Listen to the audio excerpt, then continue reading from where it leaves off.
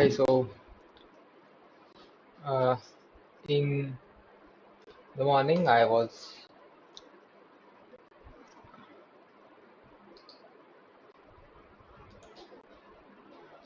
seeing the open source contributions that I can do, and there was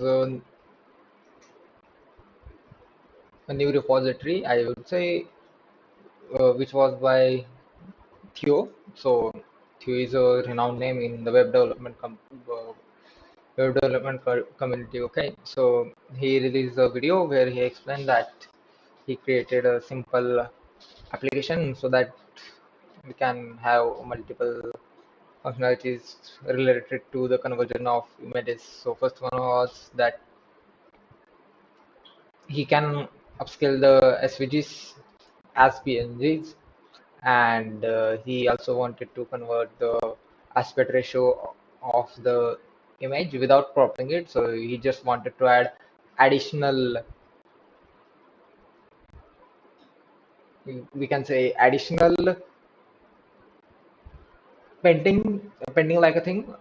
If the image is vertical, then he would just fit it in the center, and for the left and right side he would use either white background or black background. So by default it was white or black. If you open the application for the first time, it defaulted to the white, so we only had two options, which was white and black. So I thought that it should have a custom, uh, we can say, color picker. And another one that I thought of was we could have also improvised in the custom color picker, and the default state of that particular accent color or custom color could be accent color that a particular image's background has. So here, as you can see in my pull request, so yeah, here I have just demonstrated what it actually does. So let's say this is the image. So the image was this only, right? So all of the stuff you see from here to here is added by the application itself. So by default, we could have added just white background or black background, but I just reckon that yeah, we could also add the accent color that a image has. So it looks like that we haven't deleted it, or it doesn't look foreign to add a foreign look to it. So it looks like it is a vanilla. So yeah, I just added it. We can see here. Uh, I would just yeah, quick okay. So I would show you. Yeah, I will show you the all of the changes that I have made.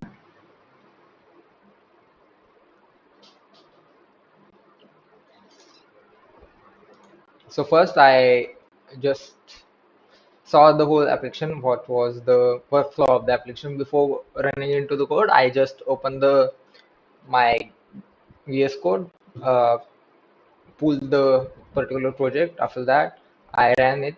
Uh, it wasn't running on the first time, so I had to use dash dash force flag in order to cope up with the new React compiler, right? So some dependency weren't up to date. So yeah, and after that, I installed all of the packages that were related. Also, this particular project use PNPM. I For first time in my life, I used PNPM as a package manager.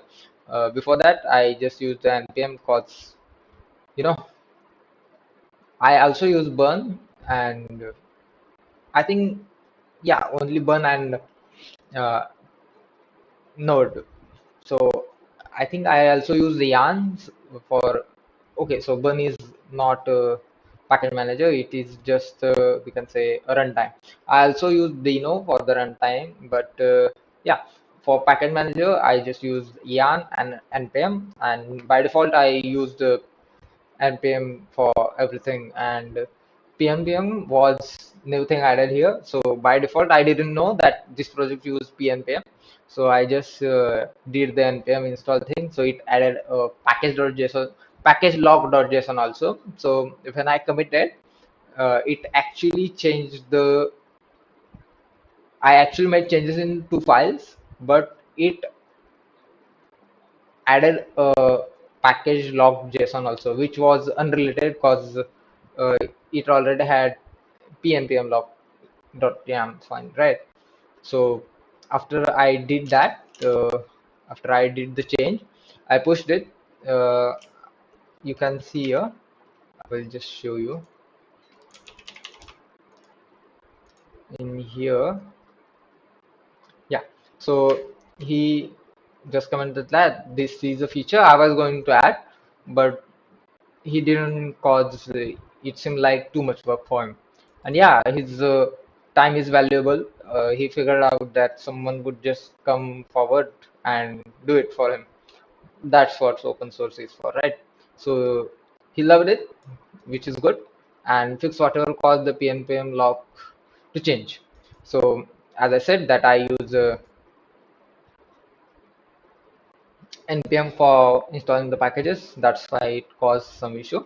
And this someone also suggests that you should uh, delete the package dot.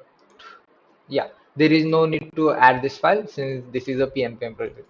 So this is where I got to know that yeah, this is a pnpm project. Okay, so there is uh, difference when on which type of package manager do we use. It actually doesn't change anything, or it doesn't create any bugs, we can say. But yeah, it's just a package manager. It just installs the packages for you, but it is a crucial part of our project as well. So, and there is a comment. So in the video, he say where he demonstrate the whole application, he said that why the hell certain you know products that are similar to this uses red as a default, so you wanted white as a default. So this is some humor, we can say. After I said that, I deleted the package.json to reply to this particular query, and I said that yeah, done. That's done that. Now it's good to go. So now let's see. I think he will approve. Maybe I think uh, he might be sleeping now because I'm in India. He's in US. Maybe US. I don't know where, but my primary guess is in US. So he might be having his good night's rest. So yeah, uh, I will update you in the comment section that whenever the changes are made. Yeah, and I will just quickly show you what changes that I did. As I said, I firstly passed the whole project, then I got to the tools, then square image. Sorry, yeah, in square image, in this square image, I went to the square tool, and in this particular thing, we can see where, yeah, yeah, here, calculate accent color. So this function, I actually wrote using, first I use Claude, but uh, it firstly gave me the promise which it resolved. After that, it wasn't working. After that, I had to do some manual changes, and after doing the manual changes, it wasn't working as well. So I just said that instead of returning promise, you should return a string and make the function async. And it tried to do it, but it fell there also. So I just reckon that yeah, there might be some issue with it. So I just stopped using the Kodi. Then I went to the Claude and said that I just reckon that this particular thing that we can have the I just said it what to do, I just told it what to do. So first of all, I said that after we will have an image, and in that image we will um, have the all of the colors that are present in the particular image, and in that we will calculate which color is available at the max time, which color uh, appeared in the most pixels, we can say. And after that, count it, and after that, whichever is the maximum, make it as an accent color. So we can say, we can see here, if this particular thing, actually it was first plus equal, it is seeing over the fourth pixel every time. I just so it is a performance improvement. I said it to pass the whole image, but yeah, every fourth pixel is also worth it, I think, I guess. And yeah, after that, it sometimes gave preference to white images. I don't know, it just did. So I just said that whenever we see white, we are going out for the white itself, right? So try to not go with white. Don't give white that much priority. I also said that don't give black that much priority, because there was an option for the black as well. But yeah, it just gave the code for white and near white colors. Then after that, we would put that into the color, and default value will be 0. If not, then we would add it to it. If the color is not present in our map, we will add the map, add it into the map, basic hash map stuff. After that, we will have the dominant color as white by default. Then after, we will map over the color map, and we will see which one is. So here is a console log. I think I should remove this console log. Yeah, I was checking if the dominator color is working or not, which value it is returning, and in what format it is. So it was string, I knew it, but I just was rechecking that if everything is working all right. Cause you can't just trust the all the code that AI provides to you. Yeah, and after that, I just made some changes in the, I think in the use effect itself. Let's see. Yeah, in the use effect itself. Yeah. So, yeah, here. So here by default we were setting it to the background color. There was only this line. So I added that if background color is accent, then we would do that ctx filter would be accent color. And after loading the image itself, after loading the image for the first time, we would just figure out the particular accent color. And I think there could be some optimization done, like we don't have to calculate the accent color each and every time, right? uh, yeah, I think I should work on it. Yeah, just that could be an improvement. Instead of having it, we could have in the, mm, we can have it in the use set as well. For first time it could run. If it is not null, then we don't need to run it. Yeah.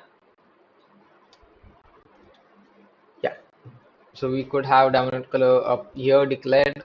It will be undefined. If it is not undefined, then do this thing, or else we don't need to do anything, right? Yeah, that could be a performance optimization as well, because this is a resource extensive task, right? We are awaiting here. We are not just doing it parallelly. We are blocking the whole application here. One more thing that I changed. Yeah, one more thing was that here it was flex, and it was not working properly. I just, for God's sake, couldn't remember which CSS properties were used to work with flex. It's been a year with, I just didn't play with flex that much, you know. I think I should go and revise some CSS, you know. I am being too used to using just built-in components and ready to I think just that shard scene UI and using and design Chakra UI. Just I don't write that much CSS nowadays. I just focus on the backend part in the projects that I do usually. And here I added the accent color background. In this background color also, I think this is a use state. Yeah, it is. I am pretty. Yeah, it is a use state. In here,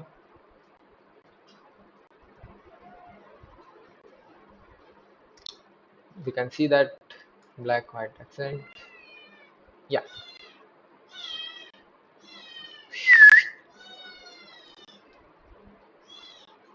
we have black white and accent. Yeah, so that was it. I will update you in the comment section. Peace out.